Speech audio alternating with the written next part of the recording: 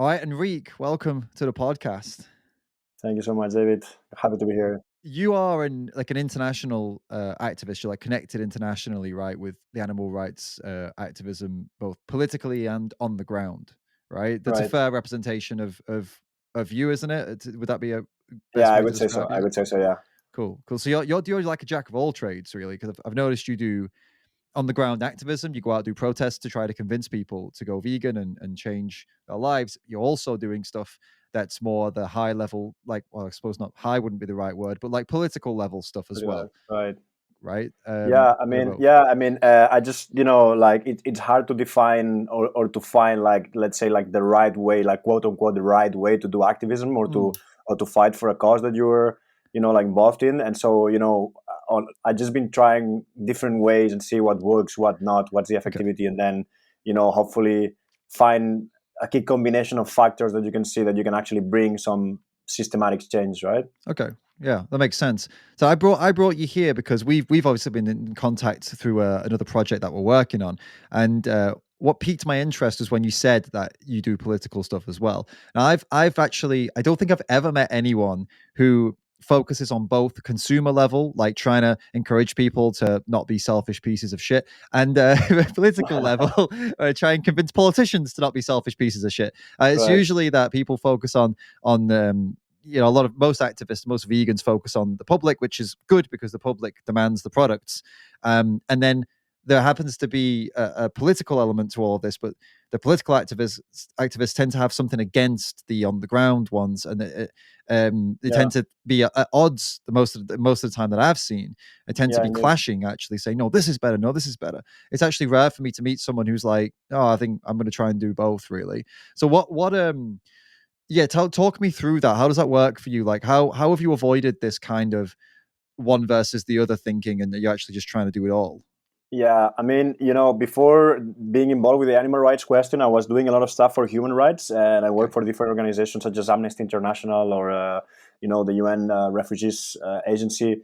But the thing is, I always believe that, I mean, it's not a belief; it's just, when a law changes or Mm, when like a policy changes, it has practical impact on the ground, right? I mean, right. this is just the reality of the situation. But then, politicians don't really do these things on their own, and I always believe that change comes from bottom up. When people have the power, and when people want and demand change, then that change happens, right? Right. But I mean, in the end, the ones who actually make the practical change, who sign the paper, so to say, are the Mm, politicians or the policymakers. And so I believe that, on one side, you definitely need the public putting the pressure on the things that they want to change, but on the other side, you also need, people on the right places to actually make that change happen and put the pressure on from the inside, right? And it is conflicting. It is conflicting on both sides, but I mean, if I have the privilege to be able to do both mm. and experience both of both sides,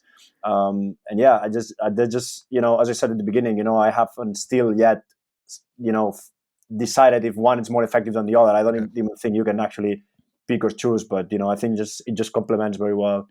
Got it. So what kind of things are you doing? I mean, on the ground, I think most people have an understanding of what that means. Like you go out, you Right, bring laptops out to the public, maybe give out food, maybe just flyer. We all know what on the right, ground dealing with the general public. We know what that looks like. People do that. People have done that for like charity and stuff. So the average indeed, person probably gets that. Even if they're not vegan, they get that. But political activism is where it gets a little bit obscured. For me, actually, I don't really know what that looks like. So I know there are pressure campaigns exist, okay, but that's I is that what you're talking about when you say political activism, or just talk me through what it actually means to be a right. political activist? Right. Yeah. I mean, well, first of all, I wouldn't call it political activism. For Okay. me, it's just, like, I mean, you can call it how you want, I guess. Just, a matter of just doing good and trying to bring change. And that's what I, embrace as a philosophy in general. And, this is just one of my tools to bring that change. Right. And so, what I've been doing specifically, it's I started working for an organization called Global Animal Law, GAL Association. Okay. It's based in Zurich, but it's an international organization. And basically, in a nutshell, what they do is what we do is identify gaps within international law.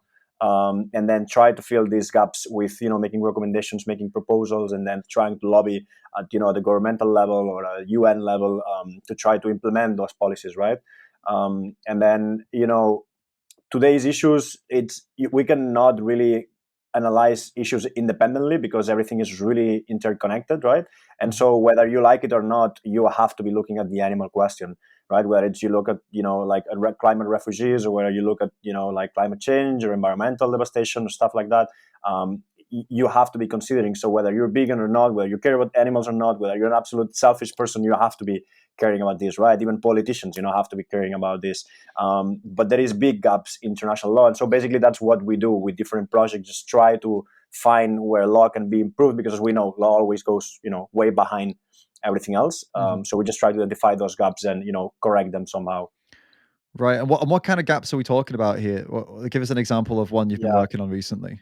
So yeah, our biggest project is basically the animal protection, basically, because everything, so international law is quite new, but and modern, at least, international law is quite new, and everything that we have concerning animals, it's either through environment or through conservation treaties, which, yeah, talk about the protection of the animals, but they all talk about the protection of the animals based on what that specific animal is worth to humans, right? Whether it is for, lion can hunting, or whether it's, to capture wild animals for the zoos, or, stuff like that. And so these treaties, basically what they do is, they make sure that species, are enough, let's say, quote unquote, resources available for us to keep exploiting, right? And Right. so, some of them, like, for example, the CITES, which is, like, probably one of the main treaties. It's like the Convention on International Trade for Endangered Species. It's one of the main treaties on that regard, and it basically, it has some, you could call it welfare argument. It has some, lines on some articles where it Mm. says like how you're supposed to treat that specific specimen, Right. but it's very vague. It's not specific, and the whole idea of the treaty is not to protect animals. It's just basically to protect resources for humans. So as long as there is enough for them to be used and exploited and hunted, then it's okay to do it, right? Right. And so the less there is, the more, endangered the species is, then obviously the more protections it has. But then when even the specimens that are allowed to be hunted, for example, Mm. you barely have any regulation on how to do that, or like on how to anything, from the beginning, from the end, like all the process of the hunting, like there is no real specifics for that. And so what we are working on, and it's so we created the treaty. Well, they created a treaty even before I joined the organization. That it's called the UNCAP. So it's the UN Convention for Animal Health and Protection, which would be the first treaty of its kind. It could be the first treaty that could be valuing animals for their intrinsic value, Mhm. and then it could be protecting them based on their intrinsic value and or their worth as individual, right? And Okay. so this includes so many things, such as, like all the principles of welfare that we've been talking about for years, like the 3 Rs, like, stuff like that. And it really takes into consideration, like, to be able to keep them free from stress, free from fear, free from pain, free from, agony, all this Mhm. kind of stuff, and not for any other thing else, but just because they matter, right? And Okay. just it's based on the principle that recognizing the sentience and their capacity to suffer and to experience joy and to experience, all the kind of things that Mhm. they can experience, right? Sure. And so basically, we're trying to, this treaty would fill the void. As I said, there is no such treaty. There is regional, for example, EU level, or there is, national laws that are specifically, welfare laws specifically to Mhm. protect animals, right? But Yeah. doesn't exist such a thing as an international level. I got you.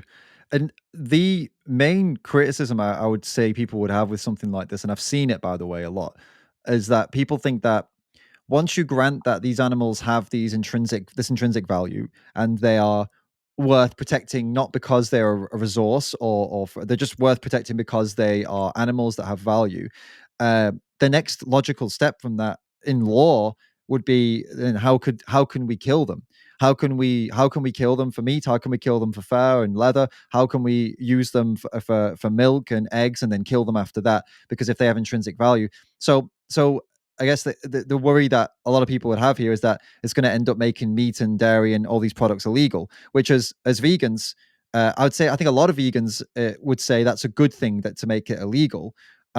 What's your take on that? Like, is that kind of the end goal of the like lobbying and this kind of getting this intrinsic value, getting these laws in place? Is the end goal to then make it illegal for these products, like these, like some people would be afraid of, or like the vegans would want, or is there another? Is there something in between that I'm missing? Yeah, I mean, look, there is different approaches, and it definitely depends on the organization that you're talking to or the kind of Mm, like policies that you're trying to apply. But in this case, like me, my personal belief, on a personal level, yeah, it definitely would be to you know uh, end all animal exploitation, right? I yeah. mean, that's the end goal for an activist, right? Um, See, I'm with you on this. Just to interject a little bit, because I am with you. Obviously, I want an end to it all. The reason I'm bringing this up in a bit more of a less polar, a less what would you say, biased way. The reason I'm considering the other side is, unfortunately, the position we're in right now is that the majority of people do want meat and they do want eggs and they do want dairy and they do want leather and all these things, right?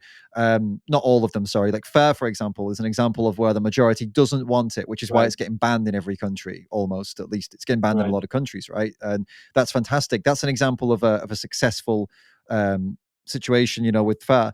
But my worry is that with it's like I okay, let me put this out to you. So I am obviously on your side. I want animals to have intrinsic value in law, and I'd love it to lead to an outlaw of all of these animal products and doing this to animals. But my concern is at this point where the majority of people demand it, would this not just drive the demand underground into like black markets, where these situations would continue? People would still get access to like meat, dairy, eggs, except now it would be illegal and it would be completely unregulated.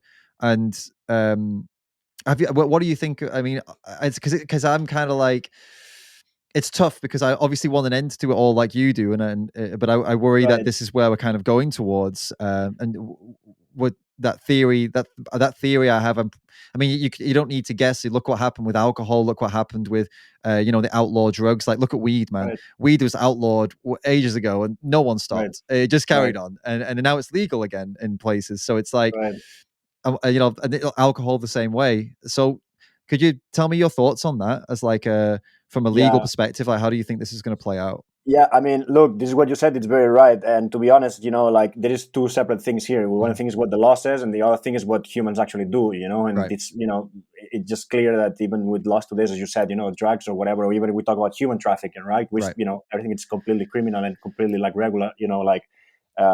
But I Yeah, think the illegal. But difference to human trafficking is that the majority of people are against it. So, like, right, it being illegal, it's good because the majority of people support it being illegal and will call it right, out when they see it. And but with the majority of people wanting animal products, it's just going to create. It would just create a black market where right, people would be happy there's a black market. They'd be like, "Yes, thank right. you, black market, keep going," and they wouldn't. Yeah, It wouldn't be like condemned. That's my biggest fear of the success in the legal world. Like, shit, what if we end up with something 10 times worse than what we've got right. now? I mean, definitely, it's really important to consider that. And Mm, a great example of that is what's happening with wildlife trade. For example, the traffic of rhino horns or elephant tusks. This is all mm, very very regulated, and it's on the border of being like legal. It's not completely banned, but it's heavily regulated. The problem is that, as you said, because the number of elephants and rhinos, it's decreasing. The value is going up, so mm, definitely the demand maybe is a bit less, but the money involved is a lot bigger. So right. actually, I did a research project actually on the ivory trade last year, and some of the biggest players in the market, the main goal is to make elephants go extinct, because then the prices go up, right? And so Right. in a sense, if you make things illegal and people still want meat, same thing as they want drugs, right? They will probably find ways to find it, but the thing is, you have to think as a society, where do you want to go, right? And so you have to create the ethical stance where this is, for this and these other reason, this is where we're going to go. So animal Mhm, liberation, mm, animal freedom, um, and then you have to create the rules of the game that reflect this ethical stance, right? mhm, And but then obviously, there will always be people and there will always be black markets for like anything that you want, unfortunately. But then there is the third step, which is to, based on the regulations that you have, how can you improve them so that you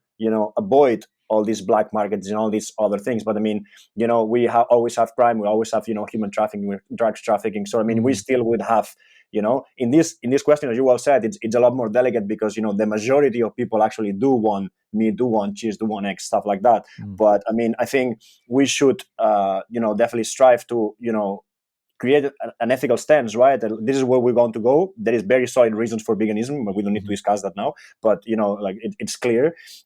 So then now we have to follow the rules. Obviously, the rules will not follow until the majority, or at least big part of society already agrees with that, right? Yeah. And so that's what we're trying to do, and that's a bit the tricky point right now, because for me, it's also on a personal level, it's a bit hard sometimes, because I have to make certain compromises that I'm against. But I Right. understand that this is not realistic to do or strive for certain things, right? Yeah. Um, Like you compromise when on like welfare laws, I'm gonna assume then, like things like that is what yeah, you're trying to push for exactly, better exactly. welfare. And Yeah. for example, or an article saying very specific certain like this unnecessary suffering, right? Right. Would be forgiven, but yeah, I mean, all suffering is unnecessary, Of right? So if course. it, you know what I Yeah, mean, it's very strange, isn't it? This unnecessary suffering. Like, we'll make the cages bigger because there's no need for them to suffer unnecessarily. It's like, well, then they shouldn't be in the cage if there's no right, need for them to suffer unnecessarily. right, That's the whole. That doesn't make any sense. I mean, the thing is, it's like it's your heart and your head. Like your head is like, okay, it's good that they have bigger cages, but your heart is like, no, they shouldn't be in the cage. And right, your head tells you what this is what best we can do for now, but then right, you don't want that as the final right. solution. But I guess sometimes it has to be because there's no way you're going to get them out of the cages with this Indeed. route, at least, right? And most of the times when I'm in negotiations with like policymakers or stuff like that, then I find myself negotiating with people that actually don't want animal liberation. They just want to like satisfy the public, where we create some Mm, welfare stuff. It's good for them. Everybody's happy. We can keep doing whatever we want. Same mhm. as business as usual. You know what I mean? So Yeah. it's really hard. And sometimes I find another vegan. It's like, oh yeah, you're also here. Yeah, okay, nice. Like it's nice to find you here. For, But for like, the oh, so yeah, go on. Sorry. no, go ahead, go ahead. So I Sorry. was going to say for the untrained ear, for somebody who doesn't know why this is better or worse, then so let's just quick because I'm assuming people listening to this understand why uh, welfare by itself isn't the solution. But for some, if somebody doesn't, if somebody's listening and thinking, "Hey, what's wrong with these welfare people? They're just trying to make the animals happier." Like that's good, isn't it? Like, what in your opinion? Obviously it's not for me. I know. I think I understand where you're coming from. But for somebody who doesn't Right. know, what's why not just welfare? Why not just improve the welfare of animals and keep on using animal products? Why do we have to completely get rid of these systems instead? I mean, this is just like the whole point of veganism, right? There is ethical reasons, there is environmental reasons, there is health reasons, there is, like genetic decent reasons, like economical reasons. Like you can, every reason that you can think of is, it just points to the direction that we have to, abolish animal usage in every sense, pretty much. Mm. Um, yeah, I mean, I don't know if that was your question, but Yeah, it's basically yeah, just like why? Because some people would listen to us talking and think, well, what's if they have a better life, then it doesn't matter. I mean, if they have a better life, it's better. So then I'm happy with them having a better life.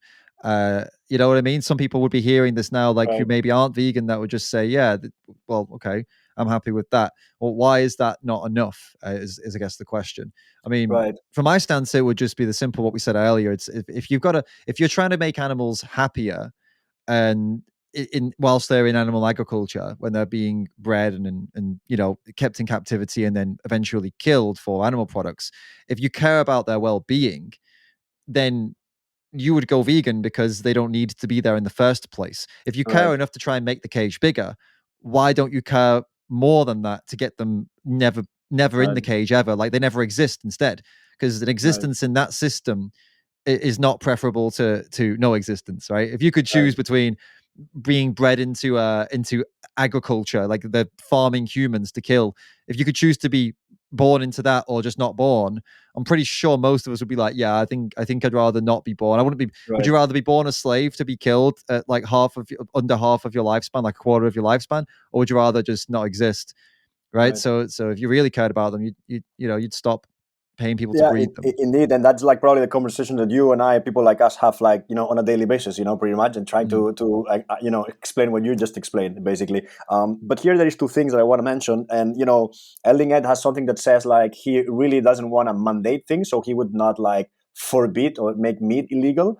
And I agree and I disagree, and I'm going to tell you why. I feel like there is two sides to the story, and there is the ethical argument and there is the environmental argument, right? Right. And so the ethical argument that you just mentioned, you and I agree, and a lot of people actually agree, but then their actions reflect something else. Most people have the same values, most people are vegan in their heads and in their hearts, Sure. but then they've just been raised and convinced to do something that goes against their values, and they don't even think twice, and even they will get defensive if you bring it up, right? Mhm. And so the ethical, even though it's very clear, the ethical argument, I understand that for a lot of people still might not be clear, right? But then from the other side, on the environmental argument, right, on the question of whether we should make meat illegal or not, the situation that we are in.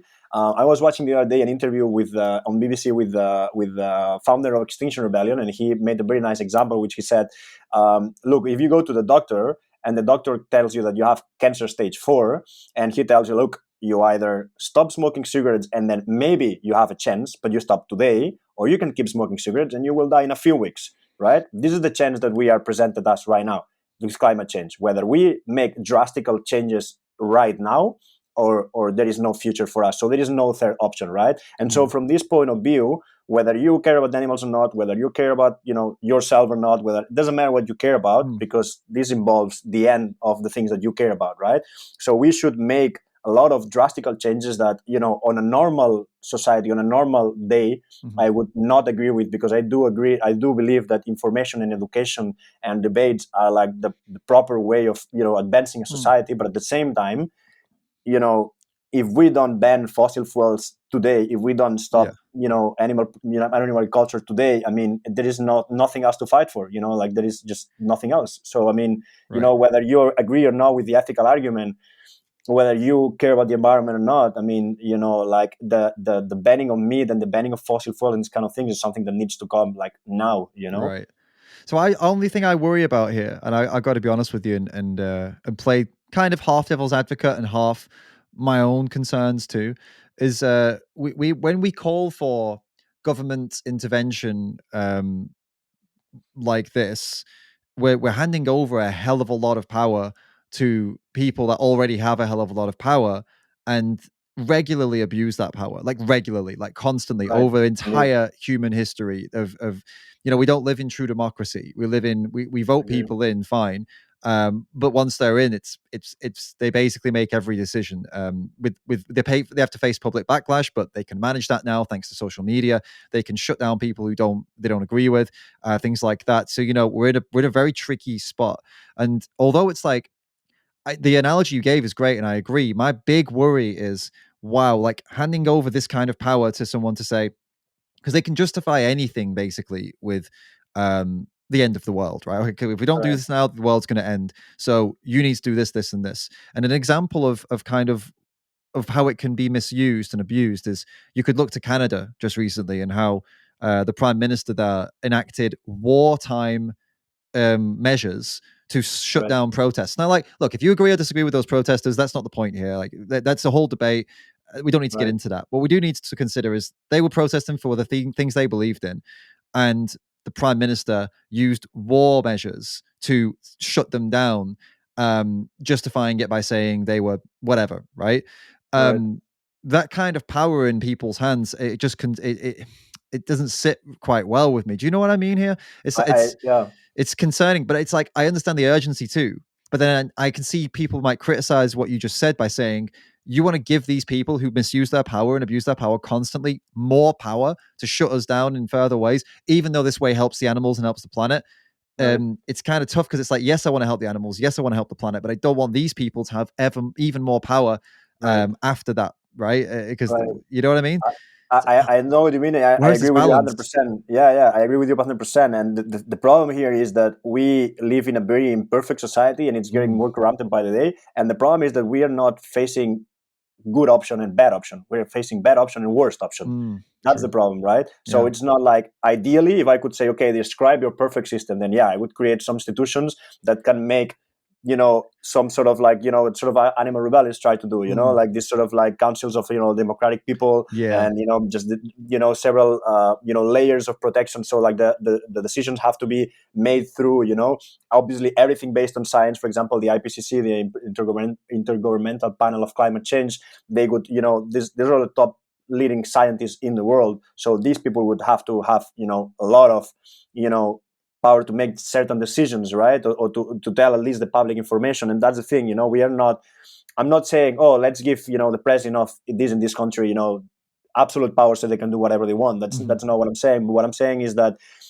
we should definitely at least create laws that should, not only allow information to be public, because it already is, but like to promote it. You know what I mean? So Mhm. instead of, you turn on the TV and seeing, what you see normally, Yeah. which, with respect, is just bullshit the whole time. You should be able to see, okay, the last report of the IPCC, what the findings are, what the meat consumption is causing, what kind of air you're breathing every day, what kind of Mhm. food you're feeding to your children. You know what I mean? You should be able to know that. How come is it, in cigarette packages that, it causes cancer, but it's not in meat packages that causes cancer? Because, it's in the same category. You know what I mean? So like, is Mm. this kind of things that, first of all, we need should be able to provide this information to people. And then I don't think we would need to mandate anything, because most people would already agree with you and I, because you and I are not different or special or weird. We just know the information and Sure. are acting accordingly. So I believe, because that's what we do on the streets, when you pass the information, when you explain things properly to people, it's not that they change right away, but they start thinking, oh, like, oh shit, actually I didn't know that, and if I knew, I would have done it differently, right? And Yeah. it's the same thing. I was always very, very, very worried about like health and, like gym and like, diet and stuff like that. And then I was like taught by nutritionists that I was supposed to eat meat twice or three times a day, And Yeah. then when I Yeah. discovered that, I was like, how is that even possible, right? Sure. And so this is the thing, like, first of all, through information and education, you can get a public that can make more, not only informed decisions, but more like coherent decisions, right? The more Mm. data you have, the easier it is to that you make the right decision, so to say, right? But then Yeah. it is true that I'm not saying we should enact policies that, mandate things. I'm just saying, like, on the situation that we have right now, first of all, is far from perfect, Mm. and second of all, we have to start making some radical changes. I'm not saying which ones or how to do it. I'm just Okay. saying that Yeah. Yeah. they I need to get be you. done. I think it was something you touched on there is interesting with the food labeling. It would be, I think, more honest food labeling could go a long way in bringing people over to the side of reason of like, okay, I don't need the government to tell me not to eat this or buy this. I'm not going to Right. buy it or eat it because it's because I know what's going on here. And I think with animal products, it should absolutely be there. And but not only there, not only limited there. I think too many companies get away with putting out products that appeal to people and Indeed. get people hooked. And with animal products, it's killing billions of animals. And with non-animal products, just completely aside from the ethical side of things, just health wise, people are Right. all kinds of fucked up because they eat things that they think are healthy, and there's Right. no one telling them apart from like a doctor. But it should be something packaging wise. It should be very clear, bold warnings on things that are Right. likely to fuck you up. Or with animal products, there should be clear warnings of A, it's likely to fuck you up. B, it's likely to be destroying the planet. And C, most importantly, actually, C should be an animal had their throat slit for this. So, Right. um, 'cause these are three things that, if anything, just the one, just the animals having the throat slit is a good reminder for people each day. Every time they buy something, they should be reminded of that. Right. The only reason they buy it is because they're not reminded of it, right? So Yeah. even that Yeah. Yeah. alone would probably do the job. And the other two elements, which are very much, the other two elements are debated, and there's scientists on either side, and people get into these big long debates about health implications and environmental damage and stuff like that. But the animal themselves, there's no debate there. They had their throat slit. Right. There's no debate. Right. It Yeah. is. Indeed. Yeah. Do Yeah. you know what I mean? So if anything, if you could choose one thing to put on the packet, I mean, personally, I choose the slaughter process, some Right. description of that, or what happened. I personally would go for that. Yeah, and I I mean, think. I think we wouldn't have to choose. I think we would just have to like be able to live in a world where you can just like don't have to like research hours to know the truth, Right. right? And Right. like, I always follow the example of the tobacco industry for the animal agriculture industry. And so if you see on the 40s and the 50s, doctors, athletes were on TV advertising cigarettes, oh, smoke Mm. your Camel after your baseball game, whatever, Yeah, yeah. pregnant woman were advertising a wood for pregnant woman, you know what I mean? And it just changed completely around. So it should be the same thing. I think it's following the same path where, we believed like 30, 40 years ago that meat was actually super healthy. We still believe as a general in society that, but already a lot more people already know. I would say most people already know that at least red meat is not the best for your body. At least red meat, right? And Yeah. so, and then maybe cheese. Okay, cheese. I cannot see. I don't know it's bad or good, but it's also not good. So at Mm. least these things are like a bit more known every time, right? But I think you should definitely. I mean, the thing that you said, putting that an animal had their throat cut on the package, I don't think this should be there because it's quite obvious. No, I mean, this you're buying an animal. Like, I mean, this animal is dead, so like it had to be killed somehow. You know what I mean? But I would agree with you in the sense of instead of putting a cow grazing on a green field, put the picture of the cow being slaughtered. Let's Right. see if let's see if now you could buy it, right? So change the picture, put the health logo and the environmental logo, and see like where it is. You're buying deforestation on the Amazon. You're buying, it's not only the animal that you killed, but it's also the wildlife that has been killed. Whether it's Mm. deforestation, whether it's for climate change. You know what I mean? And so at least people know and that can make informed decisions, right? Yeah, yeah, and people tend to go down the road. The kind of counter to this that I've seen is, well, okay, then we'll just eat meat that is not from outside of the country and from only the grass-fed animals and only animals that I know have been killed humanely. And then this is kind of what you get as a counter argument. And it's really and it's coming up more and more these days. Actually, I've seen it. It's starting to get very popular now, and we're not. I mean, obviously, we're going to talk about more political stuff today, but just to touch on this because I'm sure someone's thinking it. They go on about vegans and crop deaths in farming for plants and how the most ethical way to live is this grass fed way with only feeding the cows grass and there's no mass harvesting of plants, so there's Right, no crop deaths and blah blah blah. And I find it's amazing how people can be so naive to think that 8 billion people can live that way. right. This is what they're describing here is pre agriculture days, like when Yeah, people didn't have big agricultural systems. Every family would have probably had animals they like had with them or whatever they killed themselves. They think we can live like that now, when the right. population is like what, how many times bigger? Yeah, There's not even there's not. I think I heard it the other day. I think it was actually Carol Adams who said it. I don't know the data behind it, but she said that to live that way, we would need like an entire second planet of land to live right. that way. Like that's Yeah. how much land we don't have, something like that, or even more than that, which is Yeah, mental. indeed. It depends on the country. If you base yourself on US consumption, you need like 5.5 planets, if I'm not mistaken. If Right. Yeah. so it Yeah. depends on even what country you're looking at.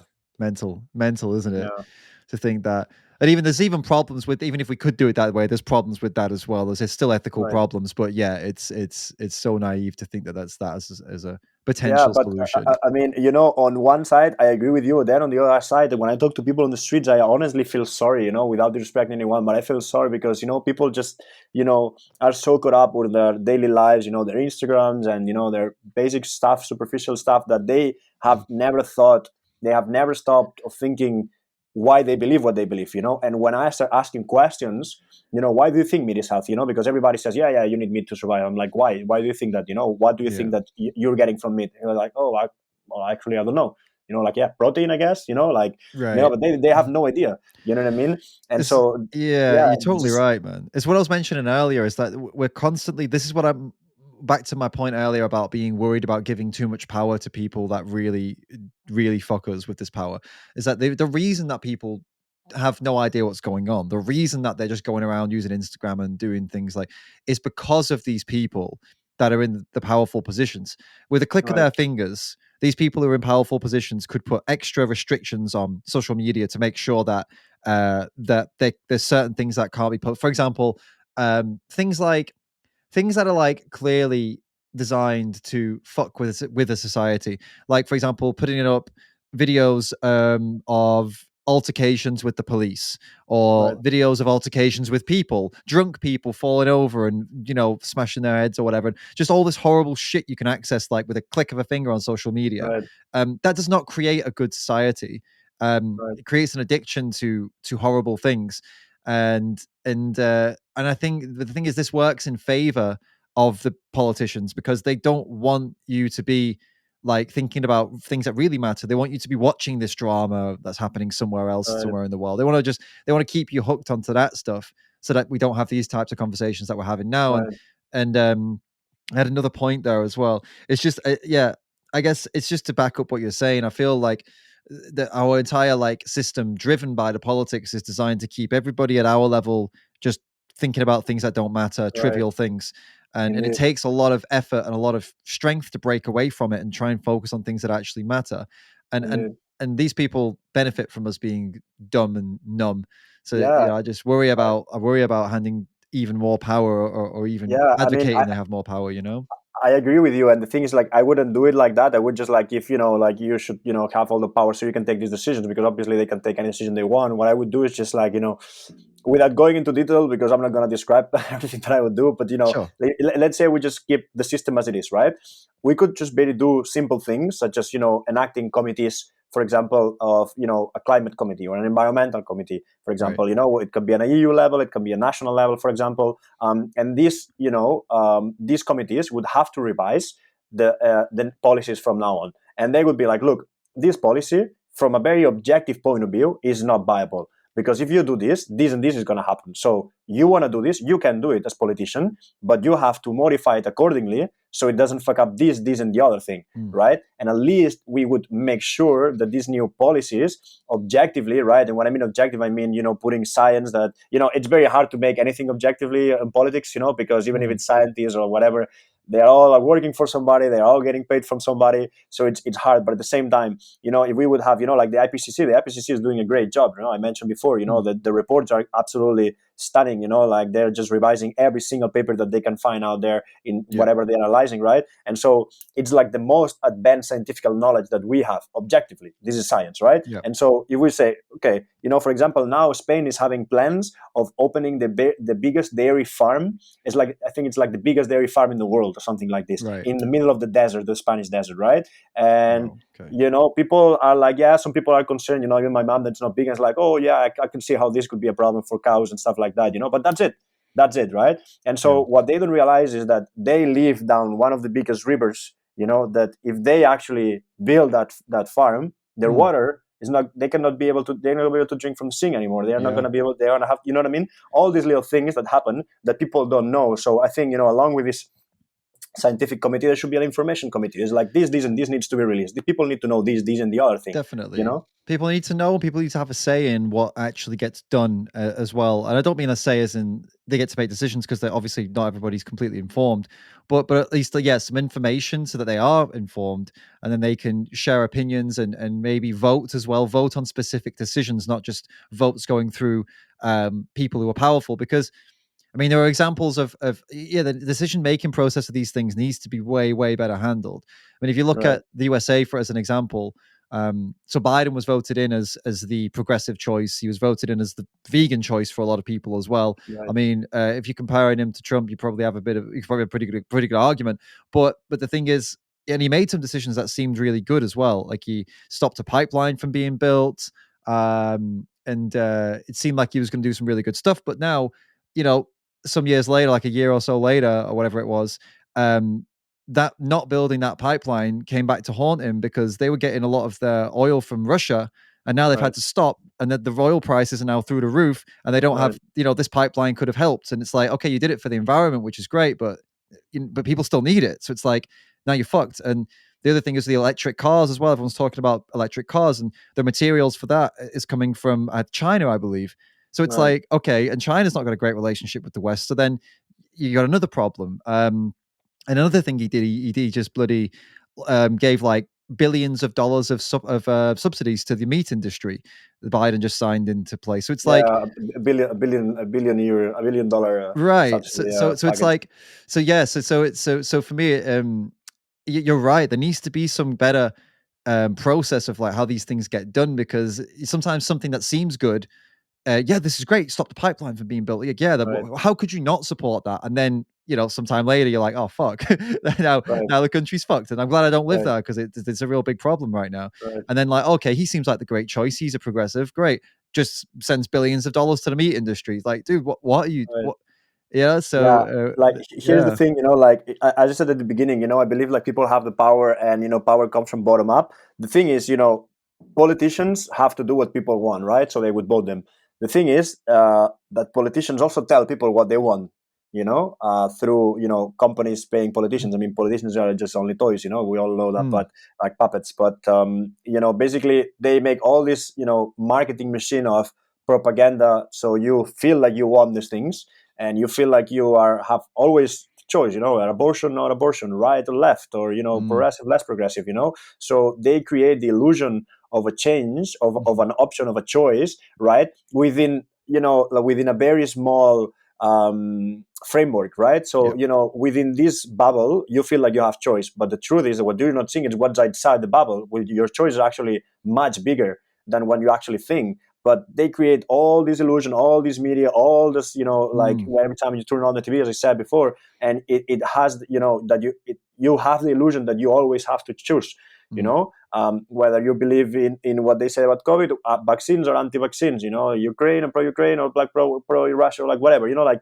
it's always having to make this kind of choice, right? mm, And that's where the problem comes in, because then what you just described about the pipeline, this is what happens. You have to choose between yes or not, but there is like third option, a fourth option, and fifth option, right? Whether you can just not forbid things or do this and do the other thing, and that's it. You always have to create alternative plans, right? And so if there is, instead of putting $1 billion to like the animal agriculture industry, which it's going to be more expensive down the line mm, of taxpayer dollars, because all the environmental costs that you're going to have to mitigate are going to be way more expensive. Why don't you just invest that money into investing into animal protein, like from lab grown or from plant-based companies, or from all these kind of things that are way more, or like instead of investing in the pipeline, why do you invest in like energy green solutions? It creates jobs, it creates the economy, it creates independence for the country. You know what I mean? mhm.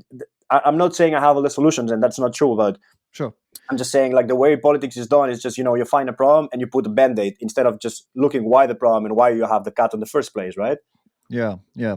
And it's a shitter because when you do what you do, and the pressure campaigning, or if you with the lobbying, sorry, it's like you have to work within this shitty setup, Right. right? Otherwise nothing gets done. But knowing the faults of the setup, I suppose does knowing the faults make it like easier for you to handle? Like you know where it's faulty, so that you can go It, in there and it doesn't you make it know easier. It just makes it, like, you have to be aware of this so you right. can, like, know how to fight it. But I mean, it just definitely doesn't make it easier now. To know, yeah, yeah, it's brutal because you have good ideas for I mean, for the alternative, and an alternative would work, but then you've got to ask the question: what's more effective with my time on this planet? Right? I have one Right. lifetime. Am I going to overturn the political system we have in place in my lifetime? Probably not. If I work within it, could I make some changes? Probably Right. yes. So it's like shit. We'd all I love to mean, try and well, create a my, different my system, goal but is to definitely create massive systematic change, and I'm mm, just at the beginning, and this is just, I think I have a lot of time, and this is what I was doing, like all these different kinds of activism from the inside, from the mm, outside, just to see how we can create this change. Because as I said, whether, it doesn't matter who you are, it doesn't matter what you care about, mhm. we all need this. Whether you like it Yes, or not, we all need this, right? yeah, And yeah, so I just need to find the way. We need to find the way. You, me, and all the people involved in that, to be able to create this change, and to be able to make it look like, not look like, but just show people that this is not, oh, vegans want this, so we have to do what vegans want. No, right, right. that we're actually advocating for everyone. Like animal oppression, we always say it, right? Animal oppression involves, like, human oppression involves nature oppression, involves a bunch of other issues that everybody's affected by, whether you like it or not, right? And so I think we have to put the information out there to make people aware, so they can realize what we need to change, and then we can create that window where we can enter in discussions about what we said before, right? Creating policies that are sustainable, that are ethical, that are that are not just choosing A or B, that are actually a discussion and a complex sort of solution, right? That's Right. a bit the point. And you tried to get the average person remotely interested in this is also It's yeah, yeah, the big challenge. It's yeah, yeah, it's yeah, it's rough. Especially you've got so much competition nowadays. I mean, we have got competition, but I'm not doing the same political side of things. But the point is you know, how do you get your thing, like your the thing, a thing that is your passion, but that it affects everybody. But you're competing with like literally a million other things. You're competing with right, reality TV. You're competing with TikTok. right, Fucking nonsense on TikTok. You're competing with all all this distraction, and people could live right now at least their lives from start to finish and never give a shit about anything but themselves for their and have to yeah, have a great just do everything they want to do when they want to do it and never give a shit, and they would never see the impact of it, right? right. um this is the position they're in right now. Most people are in that position right now. Obviously, as things go forward and we start to see more extreme weather and economic problems, that's going to Right, be it'll be a lot easier to make people pay attention then. And it is easier to for the people who are going through this right now. right, It is easier to make them, hey, look, this is why this is happening. It's easy to do right. it. But Yeah, the ones who aren't, which are the majority, how do you get them to sit up and pay attention? yeah, I mean, this is a very good question, and this for me is just another symptom of a broken, sick system, right? Because naturally, people we get pleasure out of knowing things, right? And the problem is that we don't get education in spirituality, on critical thinking, on Mm, morality. We just study maths, English, and and that's it. You know what I'm yep. saying? And that's a bit of a problem as well. Like I'm not gonna like, yeah, this could be a discussion for hours, right? But like when we start like this, like you presented the same thing, choice, you got higher education or professional formation, and then you have these options and these options, and that's it. But maybe who you are doesn't fit in any of these options, so you end up doing something because you sort of think you have to do it, and then you're like 35, 45, as you've been doing also something in all your life that, yeah, you sort of like, but you don't care. So when you are doing 8 hours a day something that you don't really care about, it's not just something to survive, the rest of the time you just want to like do other stuff and get entertained and stuff, and so that's like part of the problem as well. And so part of the things that we work on, it's just not animal specifically, but about these kind of things, right? Where when you turn on the TV, instead of watching the same crap as always, you would be able to tune into channels or even like the main media Mhm. where they would do proper news, right? And then you start informing yourself, okay, that's actually interesting, right? And then Mm. from here it's like, oh man, you pick your interest, right? And obviously you're never gonna get everybody interested. You just need enough people to get interested. But the thing is that we just live in a broken system where all the things that we're talking about are just symptoms and parts of the Mm. problem. But and we need to change systematically. That's why I keep talking about systematic change, right? Yeah, um yeah, and yeah. No, I get you. The and news what especially is bad, man. Like it's literally I don't understand Finnish, but I'm living here in Finland, and I know what the news is showing here, even though I don't understand all of it. And it's like up until a couple of weeks ago, every single day, and I mean this, every day, the first story of every news, like whatever, 12 o'clock, 6 o'clock, whatever, was COVID. Every right, time, every time. yeah, Now, look, I know we're all going through it, and I know it's interesting to a lot of people, but I'm telling you, there is not enough news on it to show it more than 3 times a day for the first big right, story and for multiple minutes, but they create news about it because they know it gets people to watch. right, And now it's Russia and Ukraine, right? right, And God, what you said is so important that yeah, now we're addicted though. Now we're addicted to the drama, and there's not. Of course, there are tiny, minute details to report on every day about Russia, Ukraine. Of right, course, there are. But do people need to know it? Is it going to change their lives? No, it's not. It's right, not. Right? For somebody here sat over here, unless Russia is about to wage war on Finland, there's really not that much else you need to know about it. Okay, someone else got right, killed today. Okay, yeah, it's really sad. I know they got killed yesterday too. It's sad. I don't need a reminder every time I turn on the TV right, that someone's being killed. Yeah. right, But what I might need is some new information, like you just said, about something that's been found out by science that could help the humanity. Give me right, that yeah, on the fucking news and explain right, it and make it digestible. And that's the yeah, headline story, not Russia, Ukraine again. We know what's going on in Russia and Ukraine. It's sad. We know. And yes, update us on it, but it doesn't need to be this huge segment in every single right, TV news, every single program, every single day until it's right. over. Do we need that much news on this? Right, and yeah, right? that also fits like your beliefs as well, right? Because they talk about the war in Ukraine, but they don't talk about the conflicts in the Middle East. They don't talk about the, you know, like the civil Absolutely. war in Ethiopia that has caused like more than 500,000 deaths already, has been in any news channel, right? So you also like, or when you see the refugees now that Ukraine, they for the first time in history, Europe opened their doors like completely, right? Right. This never happened before. No for Syria, no for Iraq, no for Iran. It never happened before. Quite completely opposite. We never have the money. We don't have the space. But now, out of a sudden, now we have Yeah. money. Now we have space. And now we have resources. Like, how is this possible, right? And it's exactly reverts way back to what we said earlier. And one more time, it's because this is directly those are the conflicts you mentioned. The West is involved in them, and they benefit the Western powers. I mean, Right. benefit by the people not knowing everything that's going on in these other conflicts. That's why we don't know about it. That's why the media Yeah. doesn't cover it. It's because it's beneficial to people in power for us not to know. And if the media covered it, that would cause them problems. And the media is Right. controlled. This isn't conspiracy. This conspiracy This is theory. Sorry, it, yeah. it is it It's is like a this. conspiracy, but it's not a conspiracy theory. It's a difference. This is Right. literally happening. This is how it works. So Right. you're totally right. It is a fucked system, but I am happy that there are people like you working in it to try and make it less fucked. It is something that I would be interested in as well.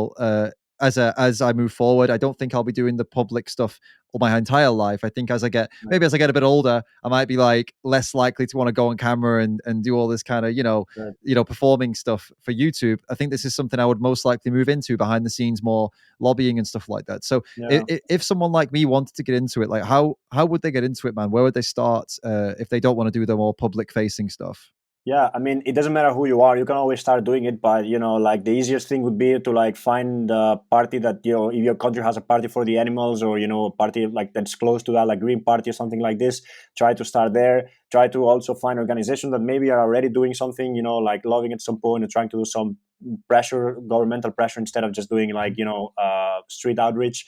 And then from there, start investigating. See what these organizations offer you. That's how I started, actually. I just was really interested. I was a bit lost also when I started, but then you see there's a lot of organizations also working either focus solely on this or like doing half and half. I don't know whether it's the Eurogroup for Animals or whether it's like World Animal Protection. Like there's a lot of organizations actually doing stuff like that. And yeah, I mean it just there is just so many ways that you can do that. And you don't have to like. Sometimes it can seem so big, but you can also do stuff at the local a Mm, local level, like with your mayor, with your town, or I'm sure there is stuff that you can improve for animals and for environmental, that can then be extrapolated to a much bigger level. And that's one of mhm, the things that I really want to emphasize, that people should not be discouraged, because sometimes you said it seems very complex and it seems very mm, big and very powerful, and just like, yeah, what am I going to do? Just start small. Just start thinking small. Go to your local town or whatever, and just start doing stuff there, and from there you can grow. And most of the parties that are local also have like national. It's a national party normally. So then you can mhm. maybe keep growing. You don't even have to belong to a political institution. You can do it like as I do, from the outside, from an NGO, or as Sure. an individual. And are people are you happy with people contacting you if they want to get into this to give them a little bit of Yeah, guidance? absolutely, Is that cool? absolutely. I would love to. Yeah, yeah, of course. Great, man. Cool. Because that's good advice. But I feel like even, for me, I'm even in this world and even I'm still feeling a bit like it still sounds pretty scary. So I think Yeah, like I agree. I think I would, if I were going to get into this, I would be wanting to speak to you a lot. So I assume somebody else would as well. So is Instagram the best way for someone to get you? Yeah, Instagram, Facebook, email, whatever you prefer to. Okay. Okay, cool. I'll put that in the description then of the video Perfect. for anybody. And if you're listening on Spotify, it's on YouTube. Go to YouTube and find the conversation. It's All okay. right, You'll perfect. find it somewhere. It'll be in the All right. description anyway. Dude, it's been great to have you. Really Thank appreciate you. you going Thank you, into David. this. No, I really appreciate you bringing me talking about this thing, because, most of these podcasts don't actually talk about these kind of things. And I think it's really important for us to have these conversations as well. And as I said, just because it just seems so big, people get discouraged. So I think it's important for people Mhm. to, like us, to just giving this information and, explaining how it works, so people would feel more inclined to get engaged in this kind of things. So yeah, appreciate you. Yeah, people can contact you if they want to Yes, get into no this, and I problem. recommend them to do that. If you've got the passion for this, definitely get in contact with Enrique All right. and you can set them up, bro. Cheers. Thank you so much, David. Have a beautiful day, man. Thanks, man. You too. Ciao, ciao.